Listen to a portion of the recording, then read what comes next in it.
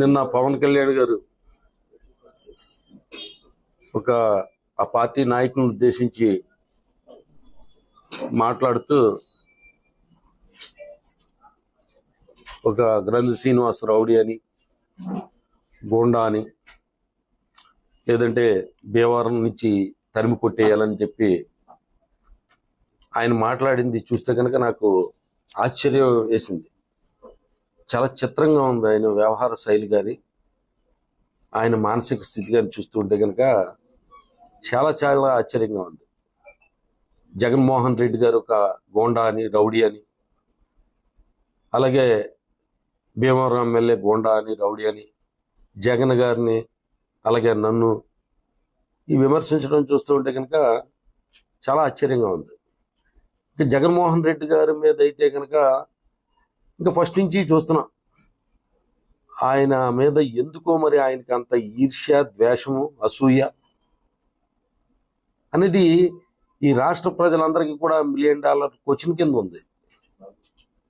ఎందుకంటే ఎందుకు ఆయన మీద ఆ ద్వేషం, ఆయన మీద ఎందుకో ఈర్ష్య, అసూయ. ఎప్పుడు చూసినా కూడా జగన్ గారి గురించి విమర్శలు చేయడం, అది ఇంక ప్రజలకి ఈయన మెంటల్ ఇన్బ్యాలెన్స్ గురించి అర్థమైపోయింది. ఇక నా గురించి మాట్లాడింది అయితే చాలా విచిత్రంగా ఉంది. కిందటి నెల 21వ తారీఖుని భీమవరం వచ్చాడు ఆయన. అలాగే జనసేన పార్టీకి సంబంధించిన నాయకులతోటి, కార్యకర్తలతోటి, అందరితోటి సమావేశం అయ్యాడు ఆయన. సమావేశం అయిన తర్వాత ఆ కార్యకర్తలను ఉద్దేశించి ఆయన ఏం మాట్లాడాడు? గ్రంథి శ్రీనివాస్ అంటే నాకేం ద్వేషం లేదు, గ్రంథి శ్రీనివాస్ అంటే నాకేం ద్వేషం లేదు అని మాట్లాడాడు. నెల రోజులు కూడా పూర్తి కాల. అరే నిన్న హైదరాబాద్లో చూస్తే అతను గోండా అని, గ్రంథి శ్రీనివాస్ గోండా, రౌడీ. నేను భీమవరంలో స్థలం కొనుక్కుందామంటే నాకు ఎవరిని అమ్మనివ్వకుండా చేశాడని భయభ్రాంతులు అయిపోయారని, భీమవరంలో ప్రపంచ కోటీశ్వరులు ఉన్నారని, ప్రపంచ కోటీశ్వరులు అందరూ వివరాన్ని ఎందుకున్నారు అసలు? ఇప్పుడు సత్యం రామలింగరాజు గారు కానీ, లేదంటే కనుక విష్ణు విద్యా సంస్థల విష్ణురాజు గారు కానీ, అలాగే ప్రసాద్ కన్స్ట్రక్షన్స్ కానీ, ఇంకా ఇలా పెద్ద పెద్ద సంస్థలకు సంబంధించిన వ్యక్తులందరూ కూడా భీమవరం లేరు. వాళ్ళు హైదరాబాద్లో కానీ, యుఎస్లో కానీ, ఇతర ప్రాంతాల్లో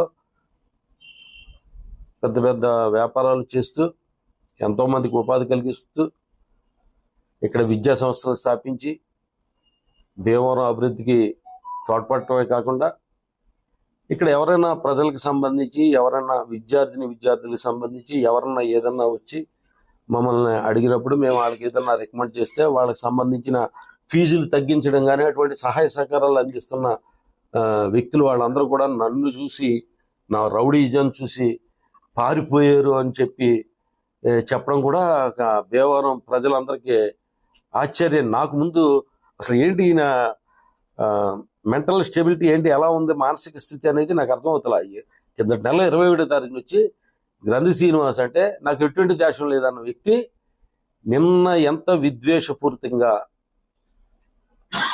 అరే భీమవరంలో ఓడిపోయడం నాకు చాలా బాధగా ఉంది, కడపలో పులివెందుల్లో ఓడిపోయినా నేను బాధపడేవాడిని కాదు అని అంటున్నాడు. పులివెందుల్లో పోటీ చేయపోని అసలు ఇప్పుడు దాకా ఎక్కడికి పోటీ చేయాలో అసలు లేదంటే 24 సీట్లు తీసుకుని చంద్రబాబు నాయుడు కాళ్ళు చేతులు పట్టుకుని జన సైనికుల ఆత్మగౌరవాన్ని చంద్రబాబు నాయుడు పాదాల దగ్గర తాకట్టు పెట్టి పొత్తులు జగన్మోహన్ రెడ్డి గారిని దించాలి, ప్రభుత్వ వ్యతిరేక ఓటు చీలిపోనివ్వకూడదు అంటూ ఢిల్లీలో పడిగాపులు పడి రాష్ట్ర ప్రయోజనాలు అని చెప్తుంటే ప్రజలు ఏమన్నా అమాయకులు నమ్మడానికి? అరే పోలవరం ప్రాజెక్టు గురించి కానీ, లేదా విశాఖ ఉక్కు గురించి కానీ, లేదంటే రాష్ట్రం ప్రత్యేక హోదా గురించి కానీ నువ్వు పొత్తులు పెట్టుకుంటున్నానని చెప్పుంటే కనుక ఆంధ్రప్రదేశ్ ప్రజలందరూ కూడా సంతోషించేవారు. మీ ఏదైతే జనసేన పార్టీకి సంబంధించిన కార్యకర్తలు వాళ్ళు కూడా గర్వంగా మా నాయకుడు ఈ రాష్ట్ర ప్రయోజనాల కోసం, ప్రత్యేక హోదా కోసం, లేదా పోలవరం ప్రాజెక్టు కోసం, లేదా విశాఖ ఉక్కు కోసం అరే పోరాడుతున్నాడు, పొత్తులు పెట్టుకుంటున్నాడు అని చెప్పుకునేవారు వాళ్ళు.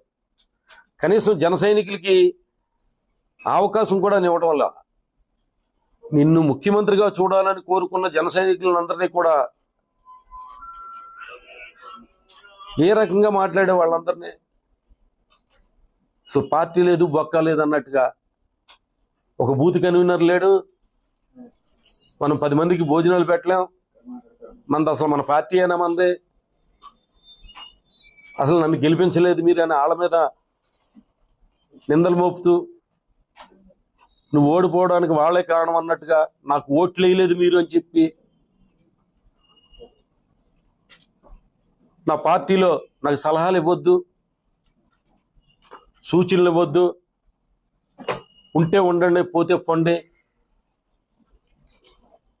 అని ఈ రకంగా నీ పార్టీకి సంబంధించిన నీ అభిమానుల్ని, జన సైనికుల్ని కూడా అవమానించే ధోరణిగా మాట్లాడటం, రాజకీయాల్లో ఇటువంటి వింత పోకడలు ఎక్కడ కూడా చూడలా. అరే మాట్లాడితే ప్రజారాజ్యం టైం నుంచి చూసుకుంటే పంచులు ఓడగొట్టి తంతానని చెప్పి చెప్పు చూపించడం, అలా రోడ్డు మీద తరిమి కొడతామని చెప్పడం, అసలు ప్రజాస్వామ్యంలో ఎక్కడ కూడా ఏ రాజకీయ నాయకుడు కూడా వాడని భాష ఒక రౌడీ భాష. ఒక రౌడీ భాష మాట్లాడుతూ గ్రంథి శ్రీనివాస్ రౌడీ లేదా జగన్మోహన్ రెడ్డి గారు రౌడీ ఇలా మాట్లాడుతుంటే గురువింద గింజ సామెత గుర్తొస్తుంది.